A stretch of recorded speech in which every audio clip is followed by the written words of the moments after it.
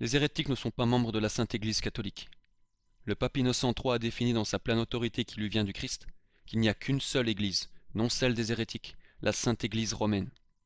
Il est important de souligner l'enseignement de l'Église catholique, selon lequel les évêques ou les prêtres qui deviennent des hérétiques perdent immédiatement toute autorité et toute fonction qu'ils pouvaient posséder.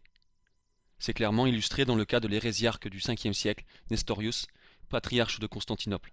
Le jour de Noël de l'année 428, Nestorius nia depuis sa chair que Marie était la mère de Dieu. Un laïc, nommé Eusèbe, s'y opposa et protesta contre cette hérésie publique. Dans les écrits de Dom Prosper Guéranger on lit « C'est alors que Satan produisit Nestorius, intronisé dans la chaire de Constantinople. Dans l'année même de son exaltation, le jour de Noël 428, Nestorius, profitant du concours immense des fidèles rassemblés pour fêter l'enfantement de la Vierge Mère, laissa échapper du haut de la chaire épiscopale cette parole de blasphème. Marie n'a point enfanté Dieu. Son fils n'était qu'un homme, instrument de la divinité. À ces mots, un frémissement d'horreur parcourut la multitude. Eusèbe, simple laïc, s'éleva pour exprimer l'indignation générale et protesta contre cette impiété. Bientôt, une protestation plus explicite fut rédigée et diffusée au nom des membres de cette église désolée, jetant l'anathème sur quiconque oserait dire « Autre est le Fils unique du Père, autre celui de la Vierge Marie ».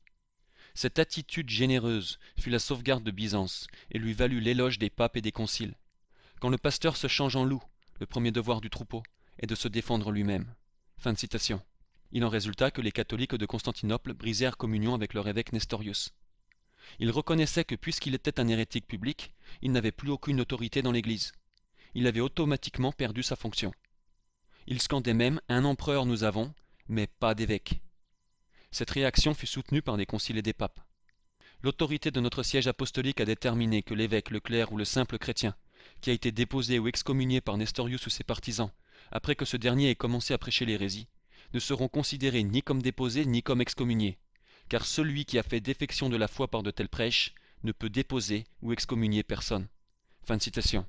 Notez que le pape Saint Célestin disait que Nestorius n'avait aucun pouvoir d'excommunier après qu'il eut commencé à prêcher l'hérésie. Ceci confirme que des évêques ou des prêtres hérétiques perdent automatiquement leur fonction quand ils deviennent hérétiques.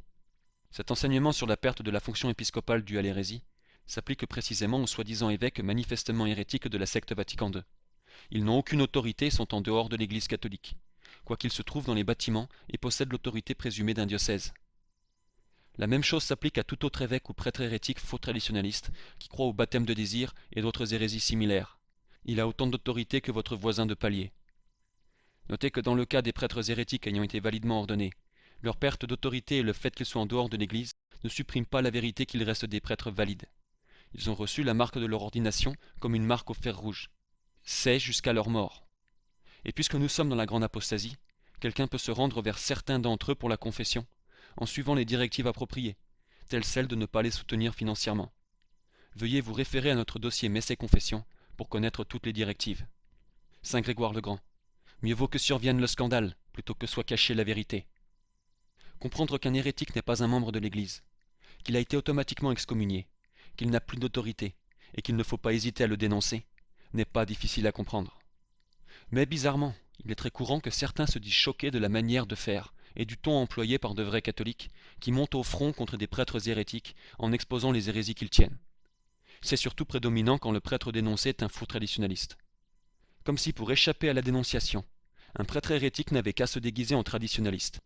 Parmi les critiques entendues, figure celle affirmant que le titre honorifique d'un prêtre, comme Monsieur l'abbé, par exemple, doit toujours s'employer lorsqu'on parle de lui, à tout prix, même si l'abbé est hérétique, et que la personne qui ne le ferait pas constamment commettrait là le crime le plus effroyable qui puisse se faire contre l'Église du Christ. La question ici n'est pas de traiter le fait que le titre honorifique est une façon respectueuse de s'adresser au prêtre, comme on dirait docteur à son médecin. Bien sûr qu'il faut respecter le titre sacerdotal de la personne ayant été ordonnée validement. Il existe plusieurs manières visant à ramener des égarés à la saine doctrine sans compromettre la foi, et la diplomatie ou la courtoisie ne sont pas à écarter absolument. Mais ici, ce n'est pas sur quoi se porte notre attention. Nous parlons des personnes qui s'obstinent à vouloir calmer la manière de faire de ceux qui dénoncent un hérétique obstiné, alors qu'ils ont été mis au courant des hérésies ou graves erreurs tenues par le prêtre. Ces personnes utilisent souvent l'excuse de l'utilisation absolue du titre honorifique, en toute occasion, peu importe les scandales du prêtre hérétique. Oublie-t-il que quand le pasteur se change en loup, le premier devoir du troupeau est de se défendre lui-même? Ils se disent choqués, Mais sont-ils choqués du péché et de l'hérésie commise par le prêtre ou l'évêque en question? Sont-ils choqués des âmes qui se perdent à cause de ce prêtre qui ne fait pas son devoir? Sont-ils zélés pour défendre la doctrine du Christ insulté? Apparemment non, car comme l'action qu'un des leurs fera à répétition, consistant à ramener des fleurs pour la messe de l'abbé, en dépit du fait qu'ils sachent que l'abbé agit contre le dogme, leur intérêt ne se limite qu'aux choses extérieures et à la bonne entente qu'ils veulent garder dans une communauté, au prix de la compromission. Ils préfèrent garder l'illusion que tout va bien dans la meilleure des communautés. Aussi, que dire de l'hypocrisie de ceux qui avancent cet argument, quand eux-mêmes n'emploient pas le terme père un tel ou monsieur l'abbé un tel, pour des hérétiques tels que Jean-Paul II ou Benoît XVI. Là, on entend scander sans gêne Vodgila et ici Ratzinger. On ne va quand même pas leur apprendre que Jean-Paul II et Benoît XVI, bien qu'ils pourraient s'asseoir au premier rang des plus grands archi-hérétiques de l'histoire, ont été validement ordonnés prêtres. Le débat sur l'emploi absolu du titre honorifique pour un prêtre valide hérétique se clôt sur ce point dévastateur, et seuls des compromettants pourraient s'obstiner à le défendre. En résumé, ces gens avancent l'argument qu'on ne peut jamais critiquer un prêtre et le remettre à l'ordre, même quand ce qu'il dit s'écarte de la doctrine et la menace. Ils compromettent sans passer à l'action, et légitiment cela par l'argument de la voie diplomatique, sans réaliser que leur diplomatie vire au ridicule, et leur font faillir à leur devoir de catholique. Ils pourraient tout à fait se réfugier derrière les fausses révélations de Mutter-Vogel, qui aurait reçu comme révélation d'un faux Christ: on ne devrait jamais attaquer un prêtre, même s'il est dans l'erreur. Fin de citation. Cette phrase est à l'opposé même de ce qu'est la profession de la foi catholique, et le pape Léon XIII prouve qu'ils ont tort. Mais quand les circonstances en font une nécessité, ce ne sont pas seulement les prélats qui doivent veiller à l'intégrité de la foi. Reculer devant l'ennemi et garder le silence lorsque de toutes parts s'élèvent de telles clameurs contre la vérité, c'est le fait d'un homme sans caractère, ou qui doute de la vérité de sa croyance. Fin de citation.